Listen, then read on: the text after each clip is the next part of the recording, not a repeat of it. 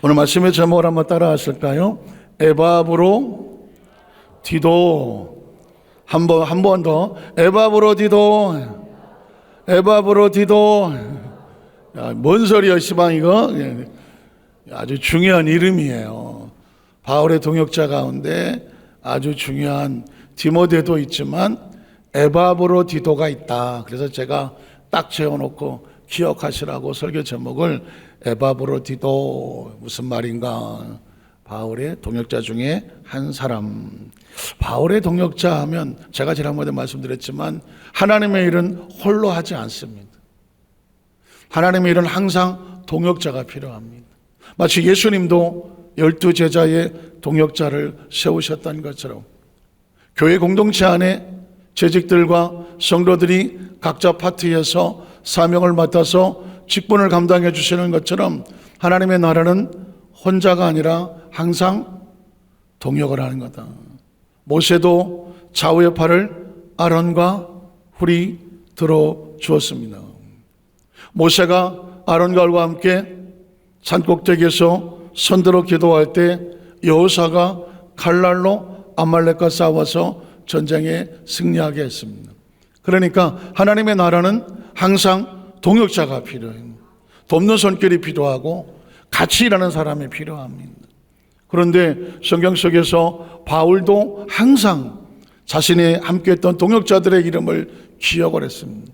그래서 지난번에 바울은 디모데를 내 아들아, 믿음의 아들아, 너 하나님의 사람아 하면서 이 절절하게 끓는 것을 보게 됩니다. 그 중에 한 사람이 이제 에바브로 디도라는 사람입니다. 스승을 잘 만난다, 동역자를 잘 만난다, 굉장히 중요한 것 같아요. 제가 이 말씀을 묵상하면서 제가 조 목사님 이제 참 부족하지만 이제 제자라고 또 조 목사님의 제자라고 해도 틀린 말은 아니니까. 그래서 조 목사님 측근에서 뭐 제가 비서실장도 하고 또 조 목사님 제자로서 조 목사님 이름을 딴 영산 신학대학원이라는 곳에서 거기서 공부를 했고 여의도 순복음교회에서 전도사 임명을 받고 거기서 목사 안수를 받고 거기서 목사님으로부터 또 개교회 담임 목사도 받고 또 뭐 미국 선교사도 갔다 와서 지금까지 있는 것도 조 목사님이 그 가르침과 은혜와 그 은총으로 여기까지 와 있는데요. 개인적으로 모시면서 조 목사님이 이제 저한테 해주셨던 이야기들이 그 처음에 진짜 사적인 얘기죠. 뭐 공적인 얘기가 아니까. 제가 이제 비서실장을 하고 1년이 딱 됐는데 조 목사님께서 퇴근을 안 하셔요. 퇴근 안 하시고 주일날 저녁인데 퇴근 안 하시고 안 나오셔. 보통 이제 나오신 시간이 있잖아요. 주일날 4부까지 설교하시고 그리고 하루 종일 3시간 9시, 11시, 1시 동안 서서 설교를 하셨으니 다리가 얼마나 굳었겠어요. 그러니까 한 씻고 나셔서 결제 다 하고 한 3시, 4시 정도 5시까지는 러닝머신을 타시더라고. 그 사무실 안에, 당회장 사무실 안에 러닝머신 있었어요. 러닝머신을 뛰셔, 1시간을. 그래서 땀을 뽑고 다리를 풀고 그리고 딱 씻고 한 5시, 6시, 5시 정도면 퇴근을 하셨던 걸로 기억이 나요. 그런데 6시가 돼도 퇴근을 안 하셔. 6시가 돼도. 왜 그럴까? 비서실장만 하는 게 있어요. 문을 살짝 열어봤어요. 혹시 뭐 하시나? 살짝 열어봤더니 기도를 하고 이러고. 목사 항상 이렇게 기도하셔요. 이렇게 팔짱을 이렇게 끼시고 기도를 하셔요. 지금 이런 얘기는 전부 저밖에 모르는 이야기예요. 비서실장만 하는 이야기예요. 원래 그래서 시크릿털이라고 비밀이야 이건 사실. 그런데 이제 뭐 가셨으니까 이렇게 하고 기도를 하셔요. 기도하시는구나. 그런데 퇴근 시간을 지났는데도 기도하시는 얘기가 뭔가 심각한 얘기가 있구나. 그러더니 이제 94년도 제 기억으로는 한 8월 1일을 앞두고 한 4, 5일 전쯤 돼요. 잔치날. 그런데 이제 딱 배를 딱 울리길래 봤더니 결제 가져와라 그랬어요. 마지막 결제를 들어갔더니 목사님께서 뭐라고 말씀하시냐면, 여자 비서는 이제 나가라고 했더니 자네 이리 와. 갔더니 자네 설교 잘하나? 좀 그때처럼 등짝에 땀 흘리긴 처음에 천하의 조인경 목사님이 저 이제 목사 안수 받은 지 3년밖에 안 되는데 92년도에 목사 안수 받고 93, 94 횟수로 3년 뭐 정확히 24개월 조금 넘었는데 설교 잘하나? 뭐라 그럴 거예요? 못합니다. 그래야 돼요? 어떻게? 잘합니다. 그럴 수도 없어. 어떻게 해야 돼? 열심히 하고 있습니다. 열심히 하고 있습니다. 그래? 자네 동기들은 대교장 나갔나? 네, 대교장 나가려고 대기하고 있습니다. 그래? 자네 8월 1일부로 원당교회 담임 목사로 가라. 엄청납니다. 그때 제 나이가 35이었어요. 그때 당시에 담임 목사, 지금도 뭐 나오려면 한 50은 넘어야 될 거요. 최소한 50은 넘어야 담임 목사를 나갔어요. 그것도 독립교회 담임 목사였어요. 그러니까 여의도가 발각하는 거죠. 뭐. 근데 조 목사님이 3시간을 이렇게 기도하시고 자네가 가라 그럽니다. 그러면서 이제 하신 말씀이 뭐냐면, 내가 자네를 더 내 비서실에 두고 싶은데 자네도 목사다. 목사니까 목사는 목회를 해야 돼. 그래, 자네가 가라 그래요. 저 그때 그 말 잊어지지가 않아요. 조 목사님 입장에서 볼 때 35살짜리 새파란 목사거든요. 이제 뭐 한 받은 지 한 3년밖에 안 되는데 조 목사님이 막 엄청 교회가 시끄럽고 문제가 난 교회예요. 근데 거기를 보내면서 말씀하시는 게, 자네도 목사야.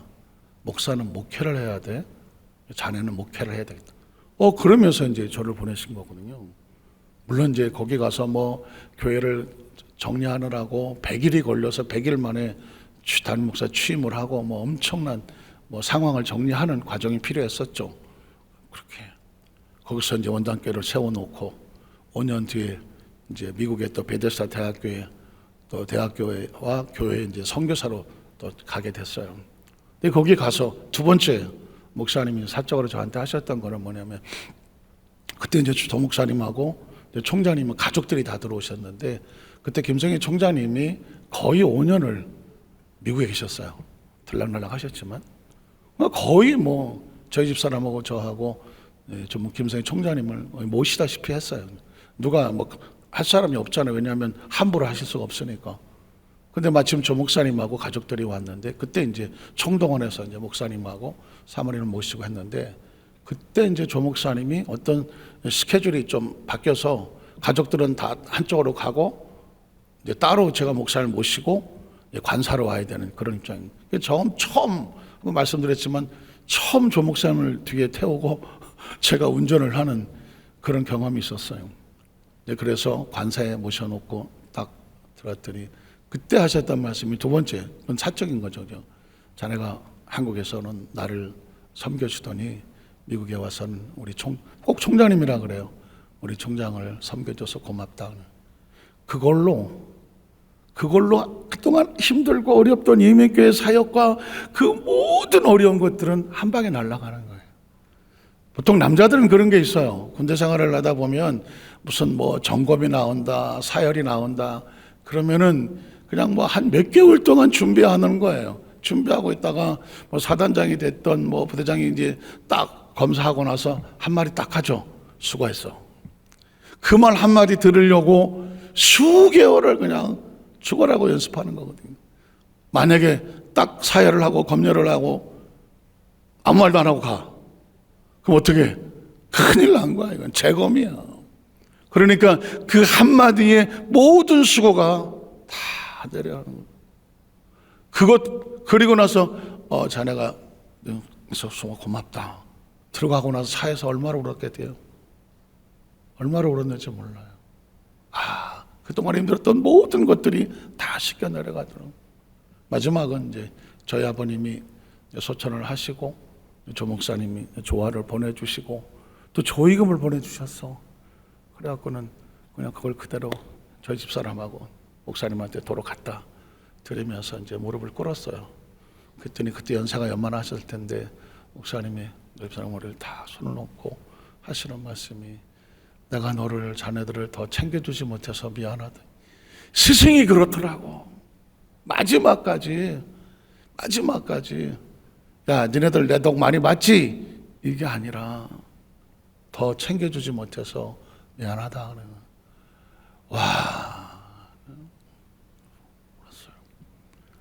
그런 분하고, 그런 분을 스승으로 모시고, 그런 분을 담임 목사님, 당회장 목사를 모시고, 그런 분의 제자가 되어져서 같이 한 시대 속에서 동역을 했다.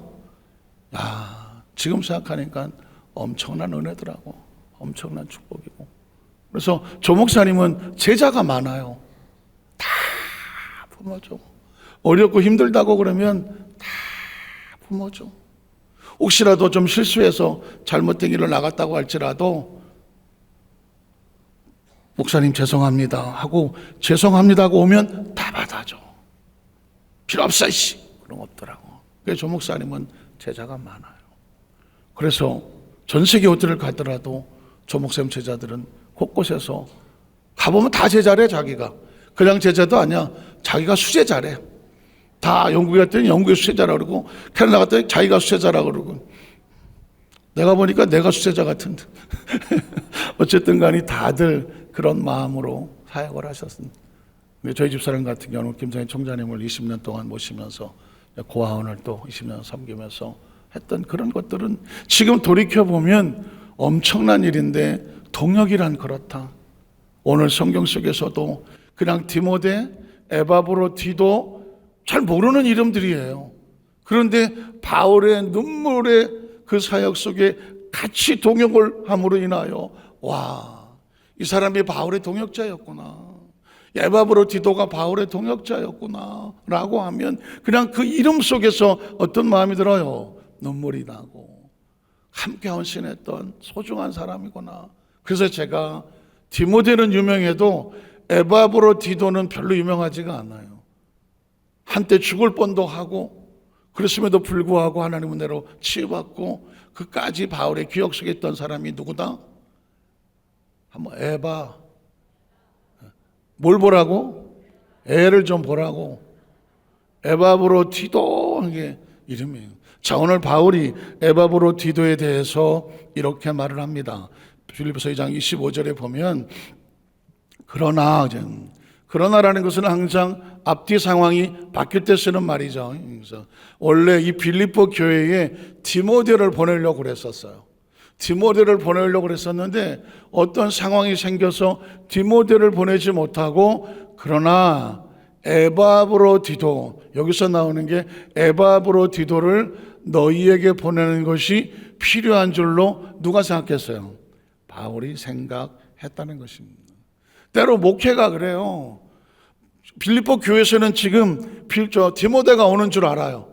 야, 디모데, 바울의 영적 아들 디모데가 이번에 오는구나. 그리고 기다렸는데 디모데를 보낼 형편이 안 돼갖고, 이 바울이 말하기를 이번에는 안타깝지만 에바브로 디도를 너희에게 보내는 것이 누구 생각에? 바울의 생각에 필요한 줄로 생각해서 에바브로 디도를 보내겠다는 것입니다. 이 이야기는 뭐냐면, 이게 목회가 그렇더라고요. 어떤 상황 속에서 최종 결정을 누가 해야 돼요? 담임 목사가 해야 돼요. 물론 어떤 장로들과 같이 의논하고 또 교육자를 같이 의논하겠지만은, 어떤 상황 속에서는 최종 결정을 담임 목사님이 해야 할 때가 있어요.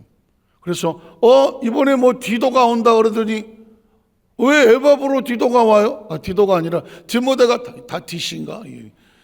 디모데가 온다고 하더니 왜 이번엔 에바브로 디도가 와요? 할 수가 있어요. 그러나 이 결정과 생각을 누가 한다? 바울이 하는 거죠. 바울이 할 때는 그냥 하는 것이 아니죠. 눈물로 기도하는 가운데 또 피치 못할 상황이 있을 수가 있는 거예요. 그래서 목회란 뭐냐? 어떤 상황이 벌어졌을 때 그건 내 생각하고 안 맞는데, 내 뜻하고 안 맞는데, 내 계획하고 안 맞는데 왜 그렇게 하세요? 왜가 아니라 어떤 경우에는 마지막 결정을 내릴 때는 무슨 특별한 계획이거나 상황이거나 사정이 있을 수 있겠구나 라고 마음으로 같이 품어줄 수 있는 그 은혜가 같이 목회를 하는 동역자들에게 필요한 거죠. 자, 에바브로들을 너에게 보내는 너에게 필요한 줄로 생각하니, 그래서 그 다음 절에 보면 에바브로가 누구냐? 혹시 여러분, 전 그런 생각해요. 조 목사님의 기억 속에 나는 어떤 제자로 기억이 될까? 항상, 왜냐하면 제자니까. 그런데 제가 아까 말씀드렸던 그런 사적인 이야기들이 툭툭툭 던져질 때, 와, 목사님이 나를 이렇게 생각하셨구나. 아, 젊은 목사가 목회를 해야지. 비서실장도 중요한데 목회를 해야지. 그리고 네가 나를 위해서 너희 부부가 이렇게 나와 우리 총장님을 섬겨서 고맙다. 이게 다 그분이 우리를 어떻게 생각하는지 하는 생각이거든요. 그 마지막에 노고를 끌고 내가 또 자네들을 챙겨주지 못해서 미안하다. 이게 마음이거든요. 그래서 눈물이 나는 거거든요. 전 우리 여도수만사교회 성도들이 이때까지 신앙생활을 하면서 이런 생각도 해보셔야 돼요. 하나님은 나를 어떻게 생각하실까? 하나님은 나를 어떻게 생각하실까? 내가 하나님 일을 한다고 열심히 신앙생활하기는 하지만 나에 대한 주님의 생각을 여러분 느낄 수 있다면 얼마나 귀하고 감사하겠어요. 전 이 바울이 에바브로 디도에 대해서 이렇게 말하는 거예요. 에바브로 디도 내 형제야. 한번 따라 하시죠. 내 형제야. 여러분, 내 형제라고 아무나 쓰지 않잖아요. 내 형제야. 내 동생과 같아. 두 번째 뭐예요? 나와 같이 함께 수고한 존재야. 함께 수고하고. 동역자라는 거예요. 동역자는 딴 게 아니에요. 함께 수고하는 사람이에요. 한번 따라하죠. 함께 수고하고 또 함께 군사된 자요. 영적 싸움에 같이 얼마나 많은 방해가 있겠어요. 얼마나 많은 시련과 고난이 있겠어요. 그럴 때 바울 옆에서 같이 기도로 손잡아 주던 같은 영적인 군사요. 뿐만 아니라 너희의 사자라는 것은 마치 한 나라의 대사를 보내는 것처럼, 엠베서더라고 하는 대사를 보내는 것처럼 어떤 사명을 가지고 또 무슨 편지를 전달하기도 하고 어떤 것을 전달하고 주고받는 그런 연결만 가는 사람을 사자라고 말하잖아요. 나의 사자로. 그리고 마지막에 보면 나의 쓸 것을 돕는 자였다고 말하는 겁니다. 그러니까 바울이라고 하는 어떤 귀한 사역자가 앞에서 일을 할 때에 그 옆에서 같이 돕는 사람이 형제와 같이, 그리고 함께 수고해주고, 그리고 함께 힘을 쓰고 기도의 동역자가 되어주고, 영적 싸움의 군사가 되어주고, 때로 어떤 일을 같이 연락하고 주고받는 일에 같이 도움을 주고, 뿐만 아니라 그 바울이 사역을 할 때에 내가 쓸 것을 에바브로 디도가 어떻게 했다고 말해요? 그 사역에 돕고 동참하는 사람이었습니다. 그러니까 사실은 제가 처음에 말씀드렸죠. 하나님의 나라는 전체 홀로 하는 게 아니에요. 항상 돕는 동역자들이 있어야 돼요. 함께 수고하는 사람들이 있어야 돼요. 함께 형제와 자매가 되어줘야 돼요. 영적 싸움의 어떤 문제를 같이 모여서 기도합시다 하면 열리를 제쳐놓고 우리 같이 와서 기도의 손을 들어줘야 돼요. 그리고 교회에서 내가 할 게 뭐가 있겠습니까? 나를 사용해 주십시오 라고 스스로 봉사자의 모습으로 나와줘야 돼요. 그리고 동역자는 뭐냐? 어떤 사역에 있을 때에 내가 어떻게 좀 같이 동참할 수 없겠습니까? 시간적으로 또 물질적으로 또는 달란트적으로 내가 할 수 있는 것 난 동참하기를 원합니다. 여기 보면 바울은 내가 쓸 것을 누가 도왔다고 말해요? 에바브로 디도가 도왔다고 말하는 것입니다. 참 귀하게요. 하나님의 나라를 보면 어떤 사람은 난 뭐 그냥 예배만 드리고 다녀 이렇게 신앙생활 하는 거지 하시는 분도 있어요. 그런데 어떤 분들에게는 내가 뭘 어떻게 하면 하나님의 나라에 동참할 수 있을까? 뭐에 내가 교회에 필요한 사람이 될 수 있을까? 내가 어떻게 하면 나의 작은 거지만 작은 거지만 교회의 힘이 될 수 있을까라는 마음을 준 사람이 있더라고. 그런 마음을 가진 사람들이 있더라고. 저는 오늘 3일 예배에 나와서 예배하는 우리 모든 성도들의 마음속에 내가 교회의 벽돌 한 장이라도, 교회의 문틀 하나라도, 교회의 기둥이라도, 교회의 지붕이라도 하나님께를 세워나가는데 하나님, 내가, 우리가 힘이 되게 하여 주시옵소서. 여러분, 바울의 기억 속에 교활의 사역을 위해서 바울이 쓸 것을 누가 도왔다고요? 에바브로디도가 도왔대. 그러니까 에바브로디도의 기억 속에는 어떤 사람이에요? 그런 나의 사역을 위해서 쓸 것을 도왔던 사람이에요. 상급이 뭐겠어요? 상급은 딴 게 아닙니다. 주인의 기억 속에 어떤 인식을 가지고 있냐가 중요하죠. 여러분, 달란트를 보십시오. 2달란트, 5달란트 받은 사람에게 주인이 뭐라고 말해요? 착하고 충성되구나. 누가 느끼기에 그런 거예요? 주인이 보기에 그런 거예요. 5달란트를 맡겼더니 5달란트를 또 가져왔어. 2달란트를 맡겼더니 2달란트를 또 가져왔어. 주인이 볼 때는 자기에게 남는 게 아니에요. 5달란트 남겼다고 해서 주인이 야, 너 더 가져라 하겠어요? 2달란트 남겼다고 해서 야, 하나 너 가져라 하겠어요? 그런 계약이 없어요. 그냥 맡겨주었을 뿐이에요. 그런데 최선을 다하고 주인 앞에 내어놓아요. 그때 주인이 느끼기에 야, 너 참 착하고 충성되구나. 지극히 적은 일에 최선을 다했으니 내가 너에게 더 많은 것을 맡겨도 되겠구나. 그거예요. 처음에 달란트 맞은 거는 나 5달란트 맡겼는데 5달란트 내놨습니다. 2개는 저를 주시죠. 계산하는 사람이 아니었어요. 그 마음을 보시려고 그렇게 한 거예요. 그러니까 어떻게 해요? 더 많은 것을 너에게 맡겨도 되겠다. 내 주인의 즐거움에 참여할 지어다 하는 거죠. 전 그래서 인식이 그래. 어떤 사람에게 어떻게 인식이 되는가? 주인에게 어떻게 인식이 되는가? 주님의 마음속에 어떻게 인식이 되는가? 그 목사는 하나님 보시기에 어떤 목사일까? 어떤 주의 종일까? 제가 그래서 그랬잖아요. 이제는 점점 후배들 만나는 것도 조심스럽더라. 제가 늘 조 목사님이 쓰셨다는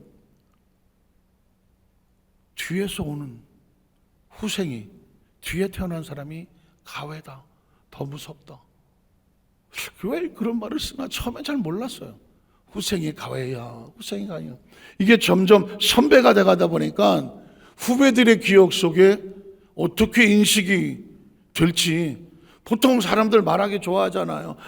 그 사람 어떤 사람이야 할 수 있잖아요. 근데 그게 내 의사와 상관이 없잖아요. 예를 들어서 목사라면 그 목사님, 그 전도사님, 그 장로님, 그 안수집사님, 그 권사님, 그 집사님, 지역자님, 구역장님, 그 성도, 그 사람 인식이 나하고 상관이 없어요. 자기 마음대로 생각하는 거예요. 근데 그 사람들의 기억 속에 그 목사님은, 그 장로님은, 그 권사님은, 그 안수집사님은, 그 지역장님은, 그 구역장님은, 그 성도님은, 그분은 진짜지. 그분은 진짜야. 라고 누군가의 기억 속에 남을 수 있다면 그거 잘 산 거 아니에요? 그거 잘 믿은 거 아니에요? 아직까지는 괜찮은 거 아니에요? 끝까지 잘 가야 되겠죠. 성경 속에서 이 말씀이 기록되어 있을 때 당신은 누군가의 기억 속에 어떻게 기억되고 있습니까? 이건 우리로 하여금 가슴 철렁하게 하면서도 누군가 나를 소중하게 기억해 준다면 아주 보람 있는 일이고, 주님의 기억 속에 내가 어떻게 기억될까? 천국은 기억으로 가는 거더라고. 주님의 기억 속에 너는 이 천국에 합당한 사람이야. 문을 열어줘야 들어가는 거거든. 그분의 기억 속에 너는 이 천국이 너한테 불편할 것 같은데 문이 안 열린다면 천국을 못 가는 거야. 믿음으로 천국 간다고 하니까 그냥 문 앞 가면 문이 활짝활짝 열려갖고 내가 이만큼 했는데 가야지가 아닐 것 같아요. 왜냐하면 적어도 주님과 마음이 통해야 천국문이 열리지 않겠습니까? 주님에 대한 기억이 없고 헌신이 없고 그분에 대한 마음에 대한 생각이 없고 의도하지 전혀 모르는데 낯선데 그냥 예수 믿었다고 천국의 문 앞에서 문이 열려라. 열리면 뭐 하겠어? 불편한 관계인데. 그래서 저와 여러분의 기억 속에 이제는 생각하며 살아야 된다. 생각하며 신앙생활을 하고 생각하며 말 한마디 해야 되고 생각하며 매 순간이 얼마나 소중한지를 생각하며 주님의 기억 속에 어떻게 기억될까? 그래도 기억 속에 뭐라도 하나 남아야 되지 않겠어요? 아, 그는 나의 형제야. 내가 예수님 앞에서 최선의 가족처럼 헌신했어. 아, 그 사람 나와 같이 수고한 사람이야. 아, 그 사람 나와 같이 영적 싸움으로 같이 기도했던 사람이지. 그 사람 나의 일을 도와서 많이 옆에서 도와준 봉사자지. 그 사람 나를 위해서 많은 헌신을 해준 사람이지. 여러분 어떻게 생각하세요? 그 중에 한 가지라도 있어도 얼마나 귀하겠어요. 그런데 에바브로디도는 바울이 볼 때 이걸 다 가졌어요. 내 형제야. 나와 같이 수고했지. 나와 같이 군사된 자지. 나의 사자로 너희 사자로 내가 쓸 것을 돕는 사람이었어.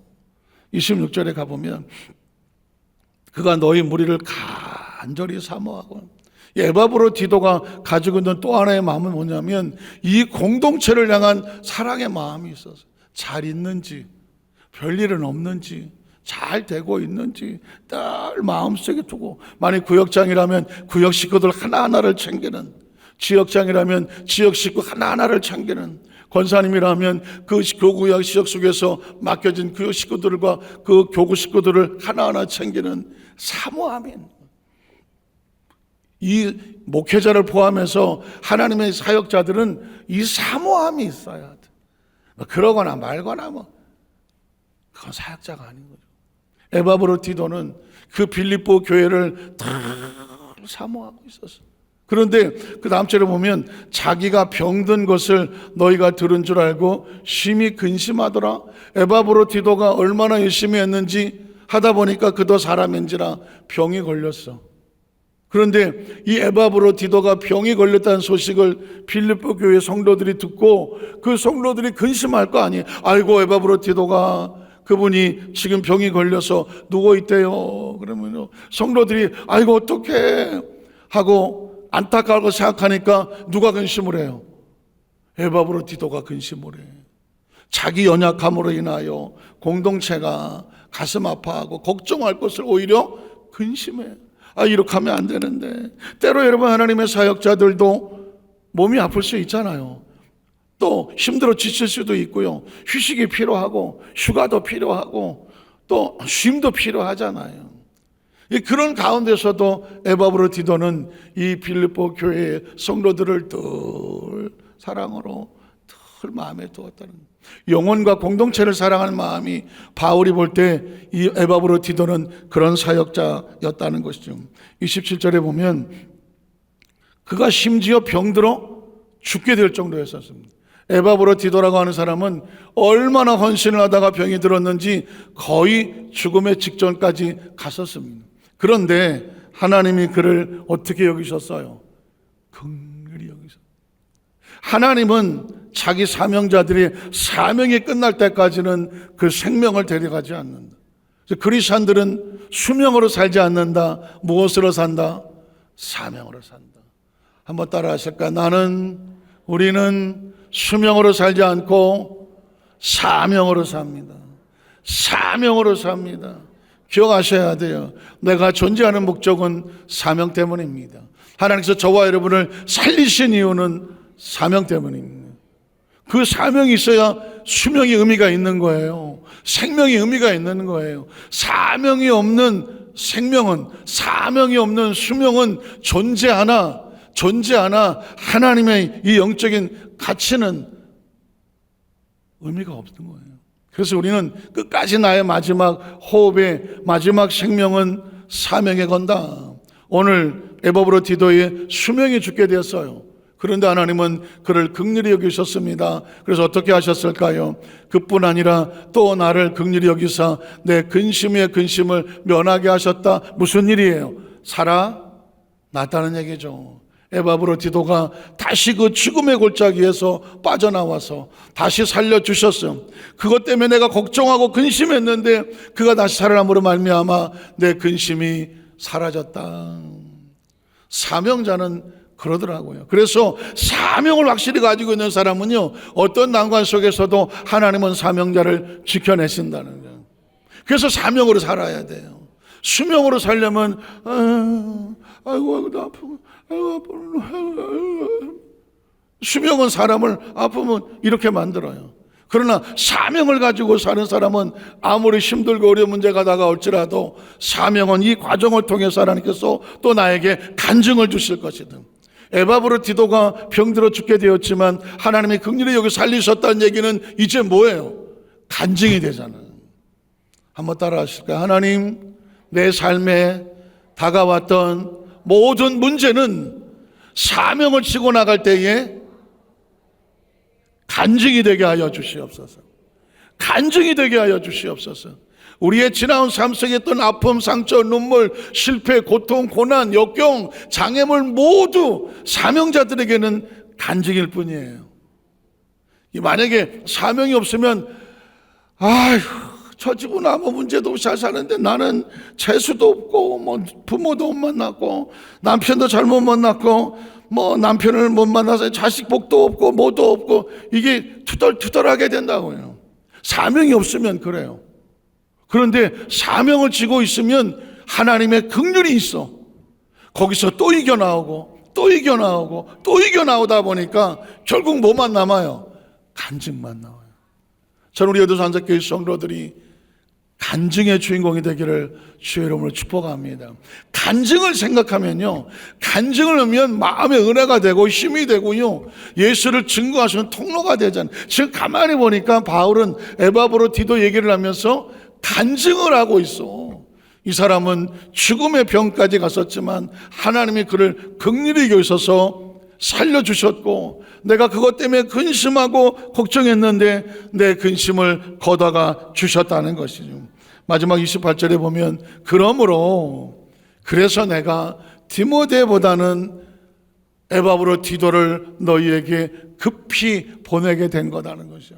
그래서 너희를 어떻게 그를 다시 보고 기뻐하게 하며 내 근심도 덜려 합니다. 그 빌립보 교회에 에바브로디도가 가서 바울의 서신을 전해주고 그 공동체에 에바브로디도가 막 병이 걸려 죽게 되었다고 하는데 근심했는데 이런 건강한 모습으로 다시 우리에게 와 주었습니다. 할렐루야 하면서 빌립보 교인들이 기뻐하고 감사하면 감옥에 있는 바울도 기쁨이 되고 감사가 된다는 것이죠. 말씀을 정리하기를 원합니다. 에바브로디도는 바울의 동역자긴 하지만 사실은 우리의 모습이어야 됩니다. 한번 따라 하실까요? 에바브로디도는 바로 나다. 바로 나다. 내가 에바브로디도다. 이걸 하나님께서 우리에게 마음에 그려주는 거죠. 그리스도의 귀한 사명을 함께 지고 가는 그는 나의 형제요. 우린 예수님 안의 형제와 자매들입니다.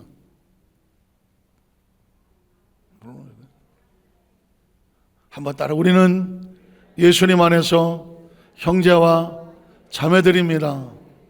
또 나가는데 오빠 그러면 좀 곤란하죠.